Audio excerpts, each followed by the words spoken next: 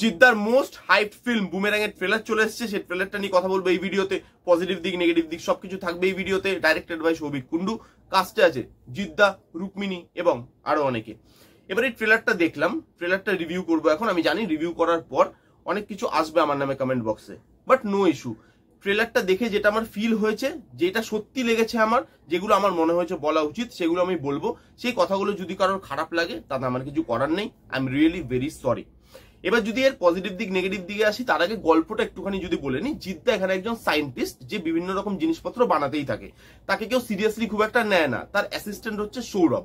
সে তার গার্লফ্রেন্ডের মতো দেখতে একটা রোবট আবিষ্কার করে ফেলবে এবং তারপরে তার লাইফে নানান রকম ঘটনা শুরু হবে, নানান রকম কনফিউশন শুরু হবে। সেগুলো কি, সেই ঘটনাগুলো কি, এবং রোবট বার করার পর লাইফে তার চেঞ্জেস কি কি আসছে, এবং যে প্রবলেমগুলো স্টার্ট হচ্ছে রোবটটা ক্রিয়েট করার পর, সেই প্রবলেমগুলোর থেকে জিদ্দা নিজেকে বার করে আনতে পারে কিনা, এই সবকিছু নিয়ে এই সিনেমাটা হতে চলেছে।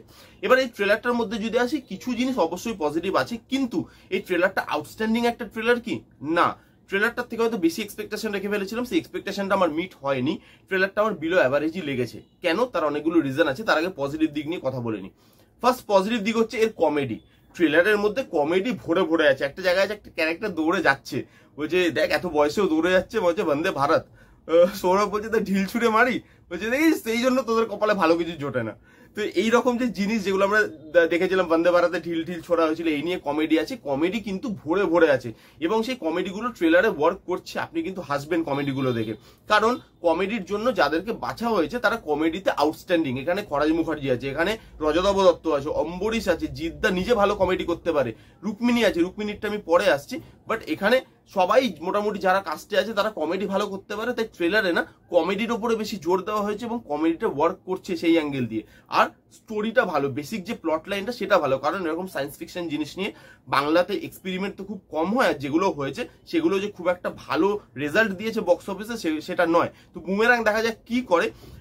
কিন্তু এই যে এক্সপেরিমেন্টটা, এই যে যেটা নিয়ে বাংলা ইন্ডাস্ট্রিতে কম কথা হয় ফর বাজেট, সেই জিনিসটা নিয়ে ট্রাই করছে। বেসিক স্টোরি লাইনটা ভালো, একটা রোবোটিক জিনিস, দেখা যাক কি করে আলটিমেটলি।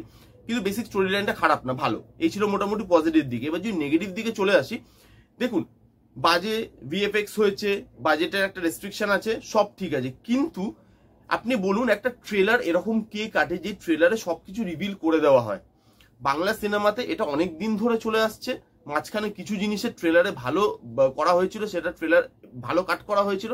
বাট এখানে আবার যদি দেখেন বুমেরাং এর ট্রেলার ভালো হয়নি কাটা। এটা সব গল্পটা রিভিল করে দিচ্ছে। তার লাইফে কে কে আছে, তার লাইফে ওই রোবটটা বানানোর জন্য কি কি প্রবলেম হবে, তার জন্য কি কি হতে চলেছে, সবকিছু বলে দিয়েছে। তাহলে লোক হলে কেন যাবে এই কমেডি ফিল্মটা দেখতে?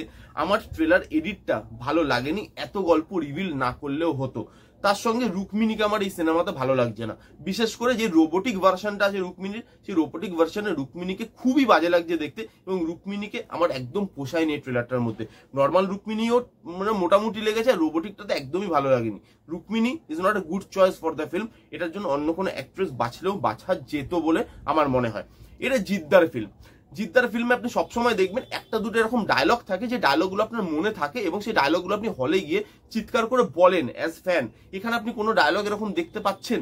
আমাকে আপনার কমেন্ট করে জানান। যদি আপনি জিদ্দার ফ্যানও হন তাহলেও আমাকে কমেন্ট করে জানান যে ওরকম পাওয়ারফুল কোনো ডায়লগ, যে ওরকম মাসি একটা দুটো ডায়লগ, সেই ডায়লগগুলোকে আপনি এর মধ্যে দেখতে পাচ্ছেন? না, আমি তো পেলাম না। জিদ্দার সিনেমা, এত বড় সুপারস্টার, তার মুভিতে কোনো ডায়লগ এরকম নেই যে ডায়লগটা আমি হলে গিয়ে চিৎকার করে বলতে পারবো, ডায়লগটা হওয়ার সময় সিটি মারতে পারবো, তালি মারতে পারবো। তাহলে ভাই থাক, আমি অন্য কারোর ফিল্ম দেখে নেবো না। তো জিদ্দার এখানে কোনো ভালো ডায়লগ নেই, সেটা আমার একটুখানি খারাপ লেগেছে। যেহেতু বড় স্টার, একটা দুটো মাসি ওরকম ডায়লগ, জিদ্দা টাইপ ডায়লগ রাখা উচিত ছিল। আর এই ট্রেলারটার মধ্যে যদি আপনি দেখেন, কমেডি দিয়ে ট্রেলারটা বার করে দেওয়া হয়েছে। একটু হাই অকটেন কমেডি বা একটু হাই পিচ কমেডি রাখা হয়েছে, এবং যেহেতু পারফর্মাররা ভালো, হাই পিচ কমেডিটা ওয়ার্ক করছে। কিন্তু এই ট্রেলারের মধ্যে ইমোশনটা কোথায়? একটা ট্রেলারের হাই পয়েন্ট লো পয়েন্ট তো থাকে, কমেডিটা হাই পয়েন্ট ক্রিয়েট করছে, ইমোশনটা লো পয়েন্ট ক্রিয়েট করবে, তবে তো তারপরে গিয়ে আবার সে হাই পয়েন্টটা যখন ক্রিয়েট হবে তখন মজা আসবে। বাট এখানে ইমোশন একদমই নেই ট্রেলারটার মধ্যে, এবং ট্রেলারটার মধ্যে কমেডিটাই বেশিরভাগ আছে। ইমোশনের একটা দুটো সিন রাখা যেতে পারতো। আর এখানে ভিএফএক্স উইক, বড্ড উইক লাগছে দেখে। বাজেটের একটা রেস্ট্রিকশন আছে আমি জানি, তবুও সেই দিক থেকে দেখতে গেলেও আমি বলবো ভিএফএক্স অনেকটা উইক লাগছে। যেখানে বাইক ফাইক নিয়ে যাচ্ছে, রোবটটা যেভাবে আসছে, দেওয়ালের মধ্যে ঘুরছে, ভিএফএক্স একদম আপ টু দ্য মার্ক নয়, এবং ভিএফএক্স দেখে মনে হচ্ছে আমরা অনেক বছর পিছিয়ে গেছি বাংলা ইন্ডাস্ট্রিতে, সেখানে আমার ভিএফএক্স একদম ভালো লাগেনি। এই ট্রেলারটা মোটামুটি লেগেছে, কারা দেখেছেন ট্রেলারটা কমেন্ট করে জানান। আমি খুবই ডিসঅ্যাপয়েন্ট হয়েছি ট্রেলারটা দেখে, আরো অনেক বেশি এক্সপেকটেশন রেখেছিলাম।